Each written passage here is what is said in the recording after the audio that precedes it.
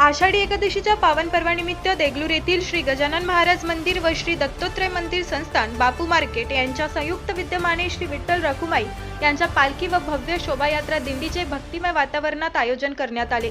शहरातील विविध भागांतून हजारो वारकरी, महिला, पुरुष, विद्यार्थी, व्यापारी व नागरिकांनी उत्स्फूर्त सहभाग नोंदविल्याने संपूर्ण परिसर विठ्ठल नामाच्या गजराने दुमदुमून गेला। कार्यक्रमाच्या प्रारंभी आमदार जितेंद्र अंतापूरकर यांच्या हस्ते मंदिर समितीने नव्याने बांधलेल्या कार्यालयाचे फीत कापून उद्घाटन करण्यात आले। यानंतर उपस्थित मान्यवरांचा सत्कार करण्यात आला।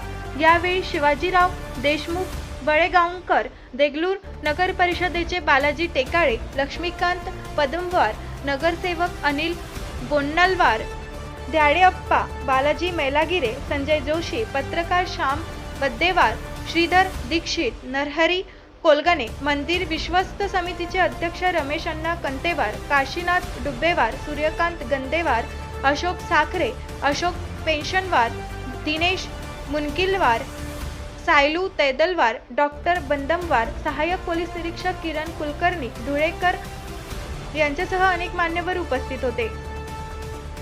तसेच महिला व पुरुष पोलीस कर्मचारी, वैष्णवी वारकरी शिक्षण संस्थेचे शिक्षण व विद्यार्थी, देगलूर शहर स्वच्छतेचा जागर ग्रुपचे महिला पुरुष कार्यकर्ते, व्यापारी बांधव तसेच शहर व परिसरातील असंख्य भाविक मोठ्या संख्येने सहभागी झाले। पालखी मिरवणूक शहरातील प्रमुख मार्गावरून पार पडली।